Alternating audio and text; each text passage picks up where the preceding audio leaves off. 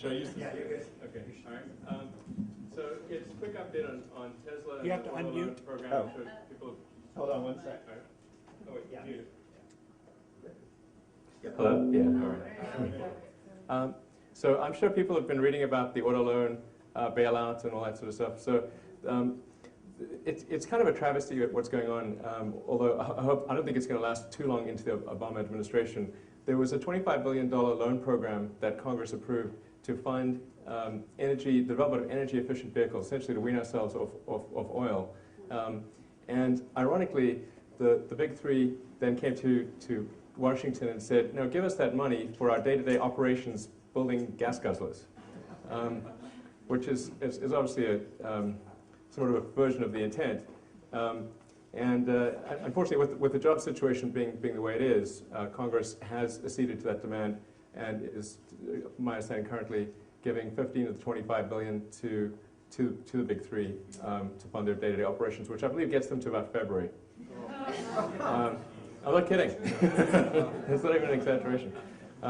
Although the Speaker, Speaker Pelosi, has also said that as soon as the new administration comes in, they're going to replenish that fund. So I think it'll be okay.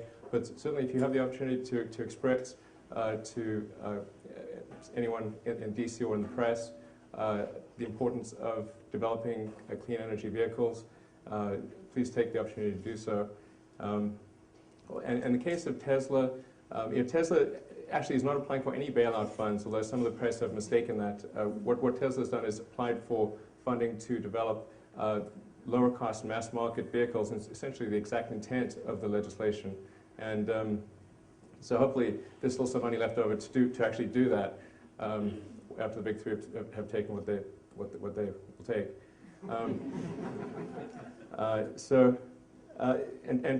The Tesla Roadster, I think a lot of people are familiar with that. That's the two-seater sports car. In fact, my car, which is production unit 1, is parked outside. See if anyone's curious to see it. There's also a Tesla Sales and Service Center on Santa Monica Boulevard, so if you want to pop in and take a look at the car at that time, you're also welcome to do so. We're about to deliver our 100th production Tesla next week, and that's, interestingly enough, our 100th customer is Sam Perry. If anybody watched when Obama won and Oprah was crying on some guy's shoulder,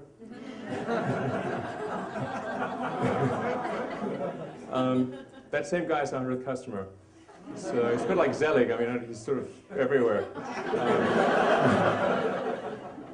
So anyway, he's a really great guy and lives in the Bay Area. He's going to take delivery of his car on Tuesday. So I'm going to hand him the keys personally and thank him for being a customer. So. There's an important point about Tesla, which is whenever somebody buys the Tesla Roadster, even though it's a $100,000, $109,000 sports car, and it's kind of a fancy sports car, every penny that Tesla makes goes into development of lower-cost mass-market vehicles. So the company doesn't issue any dividends, nor will it ever. My salary is minimum wage. So I'm a volunteer, basically. It's just an important point because sometimes people think, well, gee, what's the point of making these expensive cars, which are sort of toys for rich people? How is that really helping the environment?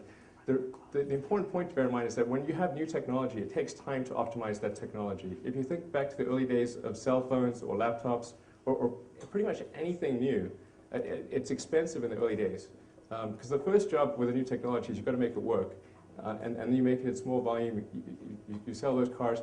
But the critical point is that you can't get to the low-cost cars unless you start with the expensive cars. And that's a point that's sometimes lost. Anyway, that's enough on Tesla.